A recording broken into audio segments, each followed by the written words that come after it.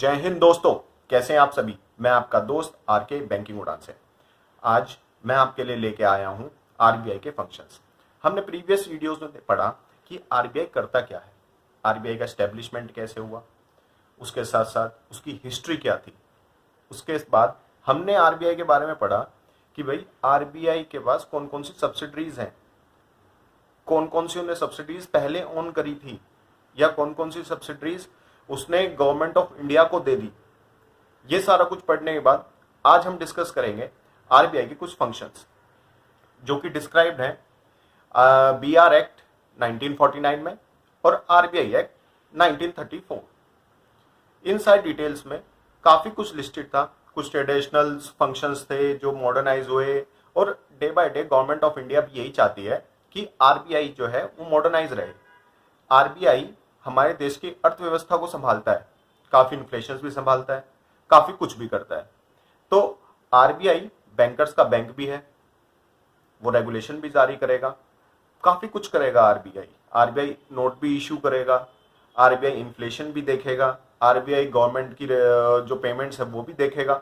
RBI सब कुछ करेगा इन टर्म्स ऑफ बैंकिंग।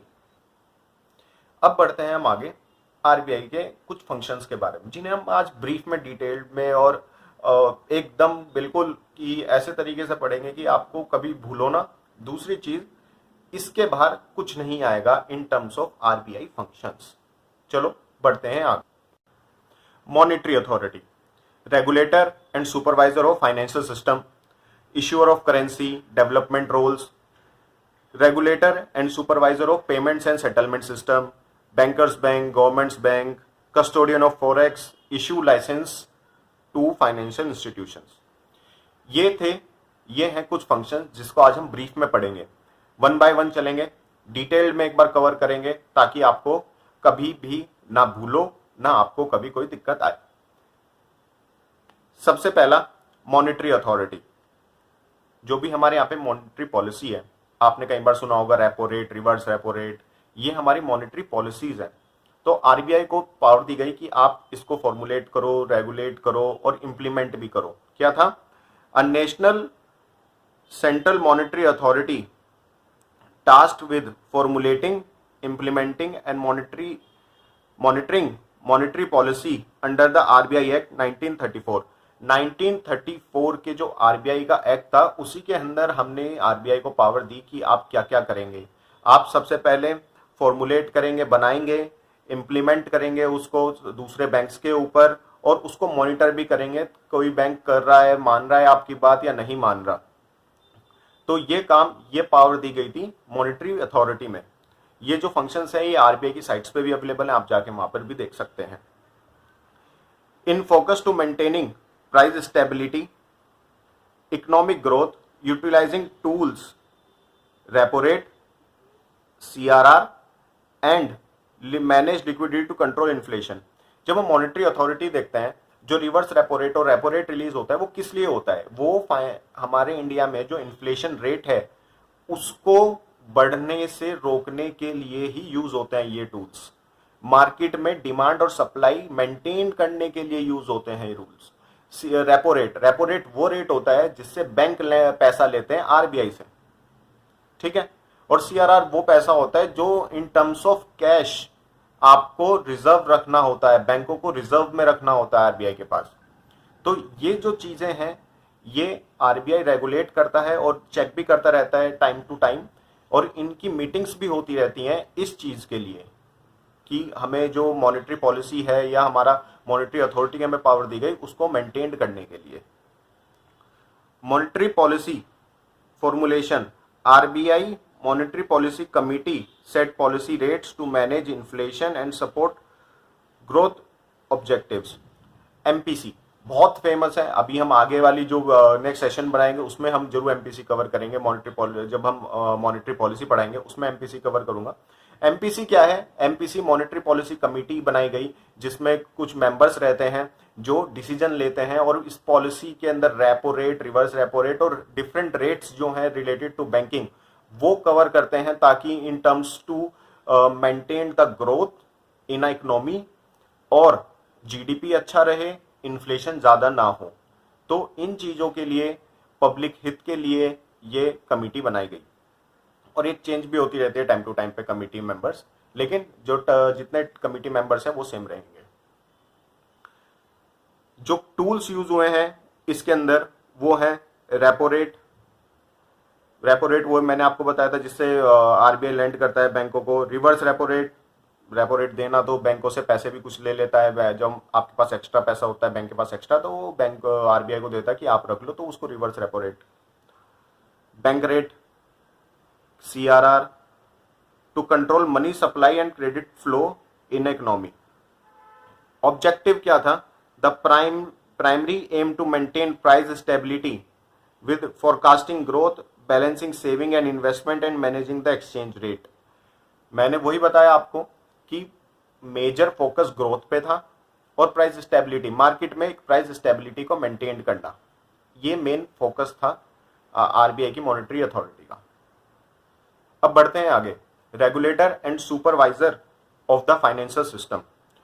क्या है कि आरबीआई रेगुलेट भी करेगा बैंक्स को, और सुपरवाइज भी करेगा बैंक्स को, और सुपरविजन भी देखेगा कि भाई आप जो मैं आपको बोल रहा हूं वो आप कर भी रहे हो, जो मैंने आपको प्रिंसिपल्स बताए हैं आपको काम करने के, जो आपको वे बताया है काम करने के, आप वो कर रहे हो। लाइक अ मॉनिटर भी यही रहेगा। ठीक है, अब बढ़ते हैं आगे। Prescribe board parameters of banking operations within which the country's banking and financial system functions। Objective भी इसका ये है, maintain public confidence in system, protect depositor interest, provide cost efficient banking service to public। Public confidence को बचाने के लिए depositor, मेरे आप जैसे डिपॉजिटर का इंटरेस्ट बैंकिंग में बने रहे और काफी सस्ते में कॉस्ट इफेक्टिव एक बैंकिंग हमें और आपको मिल सके, इन चीजों के लिए काफी फोकस रहेगा आरबीआई के फंक्शंस में। देखो सारे फंक्शंस एक के आसपास ही घूमेंगे। क्या हमें आरबीआई ने जो फंक्शंस हमने आरबीआई को दिए हैं वो पब्लिक हित के लिए हैं, हमारे डिपॉजिटर्स के हित के लिए हैं। ठीक है, दूसरा हमारी इकोनॉमिक ग्रोथ के लिए है। उसके बाद कुछ बैंकों को या कुछ बैंक्स को स्कीम्स लॉन्च करनी है, गवर्नमेंट को स्कीम्स लॉन्च करनी है, तो डेवलपमेंट के लिए आरबीआई आ जाता है। तो ये सारे फंक्शंस इसी राउंड में घूमेंगे। अब बढ़ते हैं आगे, इसी में ही रेगुलेटर और सुपरविजन में ही, सुपरवाइजरी में अब बढ़ते हैं हम आगे। सुपरविजन करने के लिए हमारे यहाँ पे आरबीआई ने बोर्ड बनाया। उस बोर्ड का नाम था, पहले से ही था, डिपार्टमेंट ऑफ बैंकिंग सुपरविजन, जो सुपरवाइज करता था। इसका लीगल फ्रेमवर्क आया, the RBI drives power to inspect and supervise commercial banks for the banking regulation act 1949। और इसको 1949 में बीआर एक्ट में इसको पावर दी गई कि आपको सुपरवाइज भी करना है और रेगुलेट भी करना है। अब हम सुपरविजन के बारे में पढ़ेंगे। जो बोर्ड हमने बनाया था डिपार्टमेंट ऑफ बैंकिंग सुपरविजन, वो कैसे बना, इसकी हम पहले हिस्ट्री भी देखेंगे कि जो सुपरविजन है वो कैसे कर रही थी आरबीआई। उसके बाद सुपरविजन दो तरीके से हुआ, ऑफ साइट और on site. On site inspection और ऑफ साइट सर्विलेंस, ये हम आगे भी डिटेल में पढ़ेंगे। पहले इवोल्यूशन देखते हैं कैसे कैसे। 1993 में डीबीओडी बना, department of banking operation and development. ये अभी तक सुपरविजन और रेगुलेटरी यही डिपार्टमेंट देख रहा था, लेकिन 1993 में ही डिपार्टमेंट ऑफ डीबीओडी से department of banking operations and development से डिपार्टमेंट ऑफ बैंकिंग सुपरविजन हटा दिया, डीबीएस हटा दिया, और इसको बना दिया एक अलग department, DBS, department of banking supervision. Department of banking supervision में फिर हमने देखा नवंबर 1994 को बीएफएस बनाया। आगे हम बीएफएस ही पढ़ेंगे, हर जगह अब हम बीएफएस पढ़ेंगे। 1994 में बीएफएस बनाया और इसको बोला कि आप इंटीग्रेट करोगे बैंक्स को, डेवलपमेंट फाइनेंशियल इंस्टीट्यूशन, एनबीएफसी और कुछ भी जो भी रिलेटेड टू फाइनेंशियल इंस्टीट्यूशंस है, वो सब कुछ सुपरविजन कौन करेगा? बीएफएस। फिर 1997 में डीबीएस जो था हमारा डिपार्टमेंट ऑफ बैंकिंग सुपरविजन के, इन्होंने एक डिपार्टमेंट और बना दिया क्योंकि हमारे यहाँ बैंक्स बढ़ गए थे, हमने अपनी इकोनॉमी उस टाइम पे ओपन करी थी। तो जब बैंकिंग इकोनॉमी हमने ओपन करी तो उस टाइम पे हमारे कमर्शियल प्राइवेट बैंक्स और पीएसयूज, उसके बाद स्मॉल फाइनेंस, हमने काफ़ी कुछ पब्लिक सेक्टर में ओपन किया। तो उसी दौरान हम अपने डीबीएस जो था, डिपार्टमेंट ऑफ बैंकिंग सुपरविजन, उसको हमने दो चीज़ों में डिवाइड कर दिया। किसमें? DBS supervision for commercial banks and development financial institutions, और DNBS supervision for non banking financial companies. NBFC को सुपरवाइज करने के लिए, प्लस जो और भी दूसरे अदर फाइनेंशियल इंस्टीट्यूशंस थे उन सबको सुपरवाइज करने के लिए डीएनबीएस बना दिया। लेकिन ये दोनों DBS, department of banking supervision, और department of non banking supervision, DNBS, ये सब कुछ किसके अंदर थे? बीएफएस।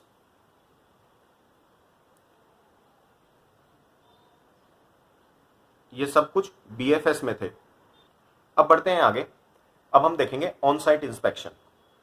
हमने सुपरविजन दो तरीके का देखा था, ऑन साइट इंस्पेक्शन और ऑफ साइट सर्विलेंस। अब हम पढ़ेंगे ऑन साइट इंस्पेक्शन, और ज्यादा डीप में पढ़ने की जरूरत नहीं है इसको। मैं आपको ब्रीफ बताऊंगा, इसमें ज्यादा क्वेश्चंस पूछे नहीं गए हैं पहले भी, लेकिन आपकी नॉलेज के लिए मैं इसको बता रहा हूं। On site inspection conduct annually by the regulator RBI. Inspection covers head office, controlling office, selected branches to ensure minimum coverage of bank advance, कि हम ताकि एक पर्टिकुलर बैंक का, अब हम सर्विलेंस देखेंगे पर्टिकुलर बैंक के हिसाब से। ये बैंक का बता रहा हूं मैं, सिंगल बैंक का अगर एग्जांपल ले लीजिए, आपके मन में कोई भी एक बैंक लीजिए, उसका सर्विलेंस हम कैसे कर रहे हैं ये इसमें मैं बता रहा हूं आपको, कि उसका मैं हेड ऑफिस भी कवर करूंगा, सिलेक्टेड ब्रांचेस भी कुछ कवर हूं, ताकि उसका एक मिनिमम कुछ तो अमाउंट का मैं उसका बड़ी एडवांस, जो बड़ी ब्रांचेस है उसका एक एडवांस मैं कवर करूँ। एडवांस मीन्स लोन्स मैं उसका, या डिपॉजिट मैं उसका कवर करूं। Inspection is known as annual financial inspection, AFI, ये हर बैंक का बनता है। फोकस किस पे करेगा? सोल्वेंसी पे, लिक्विडिटी पे, ओवरऑल ऑपरेशन हेल्थ, बैंक की जो हेल्थ है वो कैसी है। एक रिपोर्ट जनरेट होती है जिसका नाम हमने दे दिया एनुअल फाइनेंशियल इंस्पेक्शन, जिसके अंदर हम कंप्लीट डिटेल बना के रखते हैं एक बैंक की, ताकि उस बैंक में कुछ क्या है, सोल्वेंसी कैसी चल रही है, मतलब कहीं वो बैंक गिर तो नहीं जाएगा। दूसरा, उसका ऑपरेशंस काम कैसे चल रहा है, और लिक्विडिटी सफिशिएंट मेंटेन करके रखा है नहीं रखा। और उसके बाद जो ये एएफआई बनाया है, एनुअल फाइनेंशियल इंस्पेक्शन, जो रिपोर्ट बनती है वो कैमल्स पे बनती है। कैमल्स जो है हम फॉरेन से एक स्टैंडर्ड लेके आए इंडिया में, आरबीआई ने उसको अडॉप्ट किया और सबके ऊपर ये बोल दिया कि अब से आप कैमल्स में ही काम करेंगे। कैमल्स की एक फुल फॉर्म है, बहुत बार पूछी गई है, बहुत बार। C for capital adequacy, A for asset quality, M for management, E for earnings, L for liquidity and S for systems and controls. ये एक पूरा AFI के लिए है। कैमल्स भी हम आगे पढ़ेंगे, कैमल्स और बेसल नॉर्म्स ये सब हम पढ़ेंगे। The reserve bank follows and compliance with inspection finding regulatory supervisory letter issue होता है किसको? बैंक्स को, ताकि वो पहले से तैयार रहें, कुछ दिक्कत आए तो वो रिजॉल्व करें। सुपरवाइजरी डिस्कशन होगा, एक्शन प्लान बनाया जाएगा, और उसके लिए एक मॉनिटरिंग करेक्टिव मेजर्स भी लिए जाएंगे। Indian commercial banks are rated under the supervisory rating model. ये मैंने बताया ना कि कैमल्स फॉलो होगा अब से हर एक रेटिंग के लिए भी। आरबीआई ने बोला कि अब से हम रेटिंग के लिए भी कैमल्स यूज करें, क्योंकि कैमल्स एक फॉरेन में यूज काफी ज्यादा होता है, तो हमने भी उस चीज को अडॉप्ट किया, और इसी बेस पे हम बैंकिंग की रेटिंग भी देते हैं कि वो बैंक कैसा परफॉर्म कर रहा है, उसकी जो एएफआई है वो कैसी है। Indian financial banks are rated under the supervisory rating models based on CAMELS concept. मैं अभी इसके बाद जो कैमल्स कॉन्सेप्ट था हम उसको लास्ट में कवर करेंगे। कैमल्स और जो भी नॉर्म्स हैं, ये इस चीज के बेस पे काफी कुछ बैंकिंग हमारी इनोवेट हुई, काफी कुछ हमारे बैंकिंग में चेंज हुआ। अब बढ़ते हैं आगे। Of site monitoring. Of site monitoring जो था ये बीच में हो रहा था, मतलब ऑन साइट के बीच में एक ऑफ साइट भी हो रही थी। कैसे? Of site monitoring introduce a part of a new supervisory strategy 1995। मैंने 1993, 1994 के बाद 1995 में जब हमने नया सुपरविजन मॉडल बनाया कि उसमें ऑफ साइट भी डाला। ऑफ साइट सर्विलेंस बोलते हैं हम इसको। It covers domestic operations of bank. वहां पे जो सुपरविजन था वो रेगुलेशन का था, वो हम फॉलो कर रहे थे। यहाँ पे ऑपरेशंस हम फॉलो कर रहे हैं। टू मॉनिटर, इसका ऑब्जेक्टिव सिर्फ monitor to financial health of the banks between two on site inspection. On site inspection हमने पता लग गया कि एएफआई जनरेट होती है साल में, हर साल एएफआई जनरेट होगी। लेकिन क्या हम एक बार ही बैंक को देखेंगे? क्या हम क्वार्टरली नहीं देख सकते? देखेंगे। उसी बीच में ऑफ साइट आती है जिसमें हम जो बेसिक ऑडिटर्स हैं वो चेक करते रहते हैं कि क्या हम काम कर रहे हैं, क्या बैंक अच्छे से काम कर रहा है, कुछ ऊपर नीचे तो नहीं हो रहा है, तो उसको हम ऑफ साइट बोल देते हैं। It helps in early detection of financial deterioration and potential supervisory concern, act as a triggering timely corrective and remedial action for the regulator। मैंने बोला कि हमने एएफआई बनाई, उसमें हमने देख लिया कि यार हमारे बैंक में कुछ कुछ ये कमी है, तो आरबीआई ने डायरेक्ट कर दिया बैंक को कि आप ये चेक कीजिए और इसको सोल्यूशन निकालिए। लेकिन उसी के दौरान क्या हुआ कि ऑफ साइट भी हम करते रहते हैं, यानी कि हमने ऑडिटर्स भेजे कि वो टाइमली इंस्पेक्ट कर रहे हैं, कुछ उन्होंने चेक करा कि यार ये जो एग्जाम्पल ले लेते हैं कि हमने लोन्स में कुछ गड़बड़ी है, तो हमें पहले से पता लग गया इस लोन में कुछ गड़बड़ी है, इसको हमें करेक्ट करना पड़ेगा। अगले एएफआई के पहले, अगली ऑन साइट इंस्पेक्शन से पहले हम उसको करेक्टिवली मेजर से ठीक कर लें, इसलिए ऑफ साइट सर्विलेंस बनाया गया। इसके बाद corporate governance. Corporate governance means several measures have been taken to strength corporate governance and internal control system. अब क्या होता है कॉर्पोरेट गवर्नेंस, जो हमारे बैंक्स हैं उनके अंदर एक गवर्नेंस के लिए कुछ ना कुछ चाहिए था, जैसे ऑडिटर्स। इसमें हम बात करें कॉर्पोरेट गवर्नेंस में ऑडिटर्स के बारे में। कैसे? The key initiative includes introduction of a concurrent auditor system, independent audit committee, appointment of RBI nominee of bank board, creation of post of compliance officer. Compliance officer, आप समझो corporate governance का मतलब क्या है। मैं हूं, मेरे बैंक में मेरे ही ऑडिटर्स बैठे हैं, तो मैं तो उनसे कुछ भी करा लूंगा। मैं तो उनसे बोलूंगा कि यार आप मेरी जो ऑडिट रिपोर्ट है वो अच्छी बनाओ, इसमें कुछ कमी भी मत रखो, इसमें कुछ गलत नहीं होना चाहिए, मेरी रेटिंग अच्छी आनी चाहिए। तो आरबीआई बोलता है नहीं, आप ऑडिटर्स नहीं रखोगे, उसकी कमेटी बनाई जाएगी, उसमें हर कॉन्करेंट ऑडिट होगा। कॉन्करेंट ऑडिट टाइमली ब्रांचेस में हो जाता है, या कुछ भी ऑडिट को ब्रांच में हो गया, किसी ब्रांच में जाके चेक कर लिया डिटेल्स, उस चीज के लिए कॉन्करेंट ऑडिट हो गया। इंटरनल ऑडिट हो गया कि भाई कुछ कई बैंक से तो इंटरनल कमिटीज भी होती हैं ऑडिटर्स की, तो ऑडिटर्स आएंगे उस ब्रांच को चेक करेंगे, ठीक है, फिर आरबीआई ऑडिट कर लेता है। तो इन्हीं चीज के लिए कॉर्पोरेट गवर्नेंस बनाई गई, उसके अंदर काफी मेजर्स लिए गए, प्रिंसिपल है, रूल्स हैं कुछ जो बैंकों को फॉलो करने होते हैं। The reservation bank continuously monitors the implementation of Jilani committee related to internal control system. जो ऑडिटर्स थे उनकी जो रिकमेंडेशंस थी वो आई थी जेलानी कमिटी से। जेलानी कमिटी ने रिकमेंडेशंस दी थी इंटरनल कंट्रोल सिस्टम में कि आप कैसे ऑडिटर्स लगाओगे अपने, आप कैसे ऑडिटर्स जो है वो हायर करोगे, बाहर से इंडिपेंडेंट ऑडिटर्स हायर करोगे, किसी फर्म्स को हायर करोगे इंस्पेक्ट करने के लिए और उनको रिपोर्ट देने के लिए। The monitoring carried out on a ongoing basis through the AFI annual financial system जो था कैमल्स वाला, वो फॉलो होता है इसमें।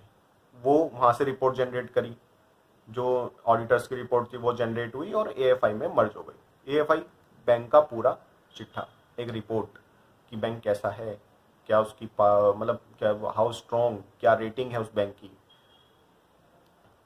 अब बढ़ते हैं आगे। Initiative and directions. आरबीआई ने कॉर्पोरेट गवर्नेंस दे दी, सबसे पहले ऑन साइट देख लिया, फिर उन्होंने ऑफ साइट कर लिया, फिर उन्होंने बताया कि भाई कॉर्पोरेट गवर्नेंस है। अब उसने बताया कि भाई इनिशिएटिव और डायरेक्शंस भी दे रखी है मैंने आपको। क्या क्या? The reserve bank has undertaken supervisory policy initiatives. जो इनिशिएटिव और डायरेक्शंस आरबीआई ने दी है, द क्वार्टरली मॉनिटरिंग विजिट्स होंगी फाइनेंशियल्स एंड सिस्टमैटिक वीकनेस के लिए। जब कोई हम मान लो उन्होंने मेजर्स दे दिया कि भाई आपको ये ठीक करना है, तो उसके लिए हम क्वार्टरली चेक भी करेंगे क्या वो कर रहे हैं या नहीं कर रहे। एएफआई में आया कि भाई आपको अपने जो पीएसएल लैंडिंग्स के है उसको वो चेक करना है आपको, तो क्या क्वार्टरली हम देखेंगे भी क्या वो कर पा रहे हैं या नहीं कर पा रहे हैं, तो हम उसके लिए भी उनको मेजर्स देंगे कि आप इसको इमीडिएट बेसिस पे करेक्ट कीजिए। मॉनिटरिंग ऑफिसर को अपॉइंट करते हैं फिर हम उस चीज में, उसके बाद direct monitoring of program areas as such as housekeeping process. Housekeeping मतलब बुक्स मेंटेन करना, जो फाइनेंशियल रिपोर्ट्स है वो मेंटेन करना बैंक की, या फाइनेंशियल स्टेटमेंट्स मेंटेन करना बैंक की, वो सब चीज़ के लिए मॉनिटर ऑफिसर, जो डायरेक्ट मॉनिटरिंग ऑफिसर हम अपॉइंट करते हैं वो चेक करता है, या कोई भी चेक कर सकता है। The supervisory department provides secretarial support to the BFS Board of Financial Supervision and functions as its executive arm। जो बोर्ड बनाया गया था, हमने स्टार्टिंग में हमने पढ़ा था ऑन साइट में, कि उस ऑन साइट से पहले कि हमारे यहाँ पे एक बोर्ड बनाया गया BFS, जिसके अंदर DBS department of banking supervision और department of non banking supervision के लिए जो था वो BFS को रिपोर्ट करे। दोनों बोर्ड BFS में रिपोर्ट करते हैं सुपरवाइज करने के लिए। तो इस चीज को पावर दी गई कि BFS कैन टेक एक्शन, और उसको सपोर्ट भी दिया गया बाय बोर्ड। मतलब जो बोर्ड रहता है RBI का, उसको पूरी पूरी पावर देता है कि आप चेक कीजिए, और उसके ऊपर किसी और की नहीं चलती, BFS के ऊपर, क्योंकि वो सुपरवाइज करने के लिए है बैंक्स को। BFS formulate supervisory policies for banks and financial institutions. Same बताया मैंने भी कि BFS रूल्स कुछ पॉलिसीज, कुछ इंस्ट्रक्शंस जारी कर देता है बैंक को, ताकि उनको काम करना है वो, ताकि उनको देखना है कि आप ये सही कर रहे हो नहीं कर रहे। BFS overseas appointment of statutory central auditors and branch auditors. The department handles complaint against bank, monitors case for bank frauds, one time major guidelines for Y2K compliance to banks and all India financial institutions। BFS banking board of financial supervision, मैंने बताया था कि auditors भी इसी के अंदर आते हैं। तो अभी इसमें यह बताया गया कि हम ऑडिटर्स का कैसे अपॉइंट करेंगे, वो सब रूल्स एंड रेगुलेशन भी इसी के अंदर ही आएगा। गाइडलाइंस फॉलो हो रही है नहीं हो रही, वो सब भी BFS ही देखेगा। और जो कंप्लेंट्स हो रही हैं बैंक के लिए कि भाई मेरा कई बार ऐसा होता है कि NOC नहीं मिल रही होती, तो उसका भी एक टैट होता है, उस टैट में नहीं पूरा हुआ। कई बार आपने कुछ मॉर्गेज कराया प्रॉपर्टी, वो आपने लोन पे ऑफ कर दिया, उन्होंने मॉर्गेज के पेपर्स नहीं दिए, उसका एक टैट होता है, वो फॉलो हो रहा है नहीं हो रहा, उस चीज की सुपरविजन भी यही करते हैं, जस्ट फॉर एग्जाम्पल। ठीक है, तो इन सारे BFS के सुपरविजन के लिए ये फंक्शंस RBI करता है। अब बढ़ते हैं हम आगे। Core principle and banking supervision, इस चीज के लिए हमने कुछ प्रिंसिपल्स बनाए हैं, 25 प्रिंसिपल जो हमने बैंक को दिए हैं कि आप इनको फॉलो करोगे। कि the banking sector reforms in India, global emphasizing internal control and supervising, highlighting the needs of strong and efficient banking of system. Main motive जो प्रिंसिपल्स का है, ताकि हमारी स्ट्रॉन्ग बैंकिंग बने, एफिशिएंट बैंकिंग बने, बैंकिंग स्टैंडर्ड बना रहे हमारा, और हम ग्लोबली कंपीट करें। The objective is to align the Indian banking system with international standards. मैंने बताया इंटरनेशनल स्टैंडर्ड्स के मार्कअप तक जाने के लिए अपनी बैंकिंग को अपडेट करना RBI का पहला मोटिव भी रहा है, और हमने वहां से कुछ चीजें अडॉप्ट की, just like example CAMELS. The detailed study was conducted to identify gaps in core principle effective banking supervision. जो इफेक्टिवनेस है बैंकिंग सुपरविजन का, उसके लिए हमने काफी मेजर्स लिए भी गए हैं, और आगे हम अपडेट करते भी रहते हैं अपने जो प्रिंसिपल्स हैं और जो सुपरविजन के रूल्स एंड गाइडलाइंस है। The core principle is laid down on bank for international settlement, BIS mark, BIS standard banks for international settlement. The study assess the extent of compliance with international supervisory norms. Corrective steps have been taken to initiate the address identified gaps. The aim is to make the regulatory and supervisory framework more robust and comparable with global best practice. Principles BIS हमने standard banking for international settlement का हमने BIS standard बनाया अपने bank को, ताकि हम जो हमारी बैंकिंग में गैप्स हैं उन चीज़ को हम फुलफिल करें, उन चीज़ को आइडेंटिफाई करें, उनके करेक्टिव मेजर्स लें, और अपने बैंकिंग सिस्टम को एक top of the notch, top of the banking standard के हिसाब से बनाएं। ये है इसका banking regulatory and supervision functions के डिटेल। इसके बाद जब हमने अपने कोर प्रिंसिपल भी देख लिए, हम फाइनेंशियल इंस्टीट्यूशन को भी सुपरवाइज करेंगे। कैसे करेंगे? मॉनिटरिंग ऑफ फाइनेंशियल इंस्टीट्यूशन 1990 में जब हमने बोर्ड बनाया था, उसके बाद हमने डिटेल्स देखी थी कि डीबीएस में क्या क्या हुआ, डीबीओडी था, उनको कैसे हमने रेगुलेट करा, वो कैसे रेगुलेशन करते थे ऑपरेशंस का। उसके बाद recommendations I in house groups की, काफ़ी कमिटीज़ की रिकमेंडेशंस थी उन चीज़ों को करेक्ट करने की। Supervision was initially carried out through prescribed quarterly returns, asset and liability, source and deployment of funds. पहले जो था वो बहुत कॉम्प्लिकेटेड था, उसके बाद उन्होंने डिस्क्राइब करा कि हम जो एसेट और लायबिलिटीज़ हैं वो किस तरीके से हम मॉनिटर कर सकते हैं। उनकी फाइनेंशियल स्टेटमेंट से ही हम मॉनिटर कर रहे थे उन सबका। ऑडिटर्स जो बताते थे हम उसी बेस पे उनको हम ऑडिट कर लेते थे और उनकी डिटेल्स मान लेते। लेकिन सुपरविजन करने के लिए बैंकों को, फाइनेंशियल इंस्टीट्यूशंस को, आरबीआई को राइट दिया है कि आप इस चीज़ को चेक कीजिए और एक पर्टिकुलर बोर्ड बनाइए। ऑब्जेक्टिव तो macro level prescriptive for framing monetary and credit policy, accessing asset quality for the financial statement, improving coordination with banks and financial institution. जो मेन ऑब्जेक्टिव था कि जो हम गेन कर, मतलब जो एक ब्रिज है बैंक्स और फाइनेंशियल इंस्टीट्यूशन के बीच और आरबीआई के बीच, वो कम हो और आपकी एक ज़्यादा से ज़्यादा डिटेल जो व्यू है वो बनाए रखें, आपको रेगुलेट करे, सुपरवाइज करे। इस चीज़ के लिए ये भी बनाया गया। दूसरी चीज़ इसमें मेन ये चीज गई accessing asset quality of the financial statement. जो एसेट है बैंकों के पास, जो उन्होंने एसेट्स हैं उनके पास, जो उनके पास कैश है, ठीक है, वो तो लायबिलिटी हो गया। एसेट्स यानी कि लोन्स, बैंकों के जो लोन्स हैं, एडवांसेस हैं, वो उनकी क्वालिटी कैसी है वो देखने के लिए, प्लस एक जो डिटेल्स इनसे बैंक से आएगी हमें, उससे एक मॉनेटरी पॉलिसी बनाया जाए। उस डेटा को कलेक्ट करके हम मल्टीपल फ्रेम करें और उस चीज़ को यूज करें इन terms of making a credit policy और मॉनेटरी पॉलिसी। तो ये सारी डिटेल्स हमने ली रेगुलेटरी में एंड सुपरविजन में। इसके बाद हम आगे पढ़ेंगे जो दूसरे फंक्शंस हैं। यहां तक हमने पढ़ा regulator and supervisor of the financial system. मैं आपको ब्रीफ में पढ़ा रहा हूं, हर एक चीज डिटेल में पढ़ा रहा हूं ताकि आपको कोई भी इशू ना आए बैंकिंग जो हमारे फंक्शंस हैं उसमें। तो आज के लिए हम दो फंक्शंस कवर करें हैं अपने। पहला regulator and supervisor of financial system और दूसरा मॉनेटरी अथॉरिटी। आगे वाले वीडियोस में सारे डिटेल में फंक्शंस कवर कर रहे हैं। इतना डिटेल में पढ़ने का बैंकिंग फंक्शंस का मेरा मोटिव ये है ताकि आपके कॉन्सेप्ट्स आरबीआई को लेकर A to Z क्लियर रहें।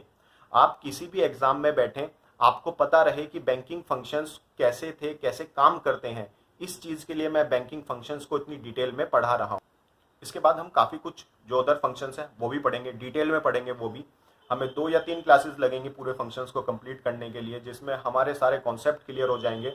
उसके बाद हम कोई भी फंक्शंस, कोई भी क्वेश्चन बड़े प्यार से और आराम से आगे से हैंडल कर सकते हैं। हमारा मेन फोकस सारे क्वेश्चंस देखना है और हर एक ब्रीफ और डिटेल्स जो हैं फंक्शंस में वो कवर करना है। तो स्टे ट्यून्ड, देखते रहिए, सब्सक्राइब कीजिए, लाइक कीजिए। जय हिंद, जय भारत।